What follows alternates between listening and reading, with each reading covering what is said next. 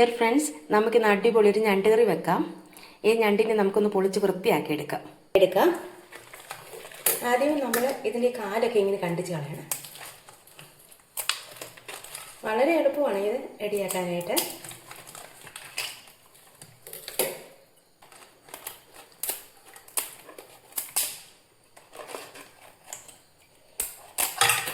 കറിക്ക് വേണ്ടിയിട്ട് നമ്മൾ ചെറിയ 2 തക്കാളിയാണ് എടുത്തിരുന്നത്. 3-4 ചെറിയ വെള്ളമുളക് നമ്മുടെ വീട്ടിൽ നിന്ന് പറിച്ചതാണ്. 2 സബോള അരിഞ്ഞത്, ഇച്ചിരി ചെറിയ ഉള്ളി, ഒരു ശകലം ഇഞ്ചി, ഇച്ചിരി വെളുത്തുള്ളി നമുക്ക് ചതച്ചെടുക്കാനുള്ളതാണ്. നമുക്കിതിന് ഇത് റെഡിയാക്കാം. ഒക്കെ ചൂടായിട്ടുണ്ട്. നമ്മൾ ലേശം കടുകിട്ട് പൊട്ടിക്കുകയാണ്. കടുകൊക്കെ പൊട്ടിയിട്ടുണ്ട്. നമ്മൾ ചെറിയ ഉള്ളി ഇടുവാണ്. പിന്നെ നല്ല പച്ചമുളകും കൂടി ഇടുവാണ്. കൂടെ തന്നെ സബോള അരിഞ്ഞ് വെച്ചതും കൂടി നമ്മൾ ഇടുവാണ്. ഇനി ബാക്കി ഉണ്ടായിരുന്ന തക്കാളി കൂടെ നമ്മൾ ചേർക്കുവാണ്. ഇനി ലേശം ഉപ്പും കൂടി ചേർത്ത് നമുക്കിന്ന് വഴറ്റിയെടുക്കാം. ഇത് നന്നായിട്ടൊന്ന് വഴന്ന് വരണം. നമുക്ക് കുറച്ച് ഇളക്കി കൊടുക്കാം. എടുത്തു വെച്ചിരുന്ന ഇഞ്ചിയും വെളുത്തുള്ളിയും കൂടെ നമുക്കൊന്ന് ചതച്ചിടാം.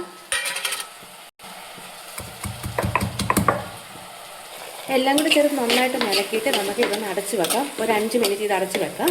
അപ്പോഴത്തേനൊന്ന് വഴന്ന് വരട്ടെ. നമ്മളൊരു തേങ്ങയുടെ പകുതിയാണ് ഇത് അരയ്ക്കാനായിട്ട് എടുത്തിരിക്കുന്നത്. ശരിക്കും അത് തേങ്ങാപ്പാലാണ് ചേർക്കേണ്ടത്. ഞാൻ എന്തായാലും ഇത് മിക്സിയിലിട്ട് നന്നായിട്ട് അരച്ച് ചേർക്കുന്നേ ഉള്ളൂ. തേങ്ങാപ്പാലായിട്ട് എടുക്കുന്നില്ല. ഇത് അരച്ചെടുക്കാം.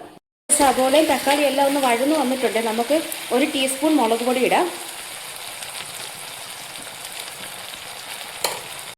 1/2 ടീസ്പൂൺ മഞ്ഞൾപ്പൊടി ഇടാം. ഈ മഞ്ഞൾ നമ്മുടെ വീട്ടിൽ പൊടിച്ചതാണ്. 1/2 ടീസ്പൂൺ മല്ലിപ്പൊടിയും കൂടെ ചേർത്തേക്കാമേ. എല്ലാം കൂടി നന്നായിട്ടൊന്ന് ഇളക്കി യോജിപ്പിക്കാം. ഇതെല്ലാം ഒന്ന് വഴന്നിട്ടുണ്ട്. ഇനി കഴുകി വൃത്തിയാക്കി വെച്ചേക്കുന്ന ക്രാബ് ഇടാവേ.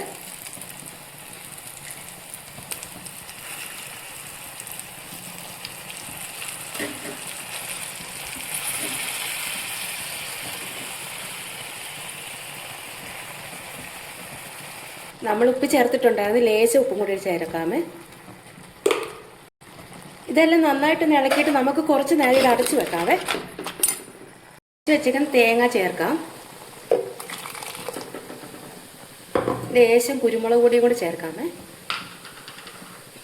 നമ്മൾ തേങ്ങ അരച്ചതും എല്ലാം ചേർത്ത് ഈ പരുവായിട്ടുണ്ട്. ഇനി ഇതൊരു 10 മിനിറ്റേലും കിടക്കണം. 10 മിനിറ്റ് കിടന്ന് നന്നായിട്ടൊന്ന് റെഡി ആവട്ടെ. ഞണ്ട് കറി അങ്ങനെ റെഡി ആയിട്ടുണ്ട്. അപ്പോൾ നിങ്ങൾക്ക് എല്ലാവർക്കും എൻ്റെ കറി ഇഷ്ടപ്പെട്ടിട്ടുണ്ടെങ്കിൽ എന്നെ സപ്പോർട്ട് ചെയ്യണം. ലൈക്ക്, ഷെയർ, കമൻറ്റ്, സബ്സ്ക്രൈബ് എല്ലാം ചെയ്യണേ. Thank you all. അടുത്ത വീഡിയോ ആയിട്ട് നാളെ വരുന്നതായിരിക്കും. ഓക്കേ.